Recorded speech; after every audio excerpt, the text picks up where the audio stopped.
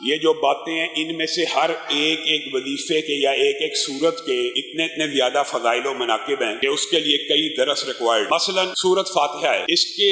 اگر سورت فاتحہ ہی کو بیان کرنے لگیں تو کئی لیکچرز درکار، لیکن اس کا جو خلاصہ آپ کے سامنے رکھتے ہیں کہ آپ نے اپنی زندگی میں سورت فاتحہ کو روزانہ 41 مرتبہ کم از کم پڑھ کے اپنی زندگی کا حصہ بنانا ہے۔ اس سورت کو سورت شفا بھی کہا گیا، سورت رقیہ یعنی دم والی سورت، منتر والی سورت، جھاڑ پھونک جو زمانہ جاہلیت میں ہوتے تھے، یہ اس سے بہتر منتر اور بہتر رقیہ ہے۔ سب من المثانی، بار بار پڑھے جانے والی آیات کہا گیا۔ یہ ایک ایسی صورت ہے کہ جس کو آسمان سے وہ فرشتے لے کر نازل ہوئے جو زمین کے اوپر بھی پہلے کبھی نہیں اترے تھے۔ یہ ایسی صورت ہے جو بندے اور اللہ رب العزت کے درمیان تقسیم ہے۔ بندہ اللہ کی حمد بیان کرتا ہے، بزرگی بیان کرتا ہے، اللہ تعالیٰ جواب دیتا ہے کہ بندے نے میری بزرگی بیان کی، بندے نے میری حمد بیان کی۔ یہ میرے اور میرے بندے کے درمیان ہے، جو مانگے گا ملے گا، پھر بندہ جو مانگتا ہے اس کو عطا کر دیا جاتا ہے۔ یہ سورت کے حوالے سے ابو سعید خدری کی مشہور روایت آپ لوگوں کو ذہن میں ہونی چاہیے۔ لوگ پوچھتے ہیں کہ شفا کے لیے وظیفہ بیان، شفا کیسے ملے گی؟ ابو سعید خدری بیان کرتے ہیں کہ ایک قبیلے کے پاس ہم گئے، ان کے سردار کو کسی جانور نے، بودھی جانور نے، بچھو یا سام نے ڈس لیا ہوا تھا۔ انہوں نے ہماری میزبانی نہ کی، لیکن جب اس نے ڈس لیا تو وہ آئے اور کہنے لگے آپ میں سے کوئی منتر جانتا ہے، کوئی دم جانتا ہے، ہمارے سردار کو کر دے۔ تو ہم نے کہا آپ نے ہماری میزبانی نہیں کی، ہم اجرت لیں۔ پھر یہ صحابہ گئے اور انہوں نے وہ جو اس کو سانپ نے یا بچھو نے کاٹا ہوا تھا وہاں پر سورت فاتحہ کا دم کیا، اور ترمذی شریف میں آتا ہے وہ دم صحابہ نے اپنے اجتہاد سے 7 مرتبہ کیا۔ یہاں سے یہ بات ثابت ہوتی ہے ہر وہ دم جس میں شرک نہ ہو، اللہ اور رسول نے صرف دم کی یہ پابندی لگائی ہے کہ اس میں شرک نہ ہو، مبہم نہ ہو، غیر وعدے نہ ہو۔ عدد کا تعین کرنا یہ شرک نہیں ہے، عدد کا تعین تجربے اور مشاہدے کی دنیا علاج کا باب ہے، مفتوح ہے۔ اس صحابی نے بھی اجتہاد کرتے ہوئے 7 مرتبہ سورت فاتحہ کو جہاں بچھو یا سانپ نے کاٹا تھا وہاں دم کیا، زہر کا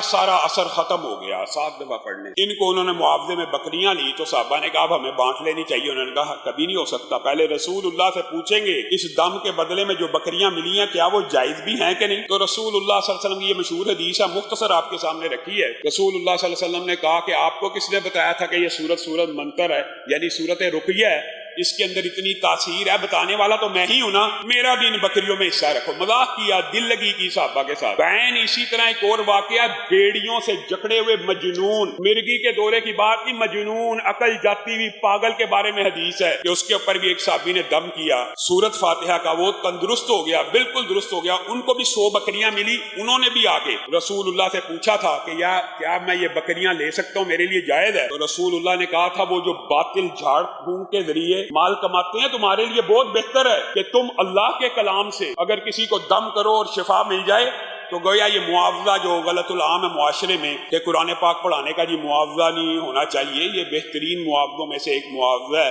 ٹھیک ہے، دین کی تبلیغ کا ایک بندہ افورڈ کر سکتا ہے، وہ نہ چارجز لے، لیکن یہ کہنا کہ علماء ان کو زکوٰۃ نہیں، یہ جی زکوٰۃ کی خاطر یا چندے کی خاطر، یا یہ جو قاری ہیں آپ خود غور کریں آپ کے ذہن کے اوپر کیسے کیسے پردے ڈلے ہوئے ہیں۔ میتھمیٹکس کا ٹیچر ہو، سائنس بیولوجی کیمسٹری کا ٹیچر ہو، اس کو آپ ہزاروں روپے دیتے ہیں، قاری کی آج بھی تنہا 5000 ہے، آج بھی گھر آتا ہے جاتا، پیٹرول افورڈ کرتا ہے۔ یہ آپ کو غور و فکر کرنا چاہیے کہ یہ سونا ہے، وہ آپ کے بچے کو مستقبل کے لیے ایک عظیم الشان کتاب کی تعلیم دے رہا ہے جو اس کی زندگی اور آخرت کو سنوارنے کے لیے ہے۔ یہ تو آپ کے طرف کی بات ہے، آپ یہ باتیں کرتے ہیں کہ جی اس کے چارجز یہ 100% جائز ہیں، یہ بات یہاں سے سمجھ آتی ہے۔ اور اس کے علاوہ بھی سورت فاتحہ کے حوالے سے بہت سی باتیں ہیں، لیکن ایک واقعہ بیان کر کے، اور یہ ہماری عینی مشاہدہ ہے، ہمارے اپنے کئی نمازی ایسے ہیں، کورونا کے مریض اور اس کے بعد بعض کینسر کے مریض، بعض ہمارے دوستوں نے اس سورت فاتحہ کو فجر کے 2 سنتوں کے بعد 41 مرتبہ پڑھنا شروع کیا۔ ایک ہمارے ساتھی تھے،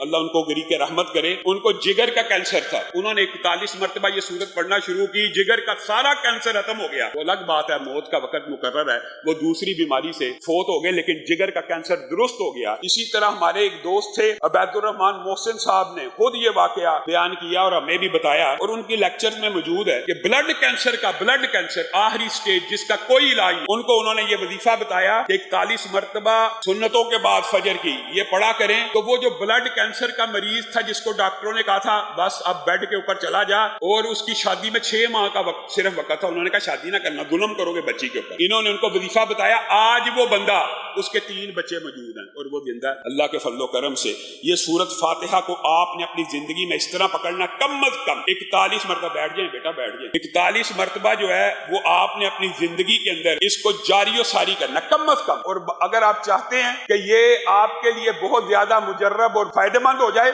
تو ہر نماز کے بعد 41 دفعہ پڑھنے میں بھی کوئی ٹائم نہیں لگتا، لیکن زندگی میں ایک مرتبہ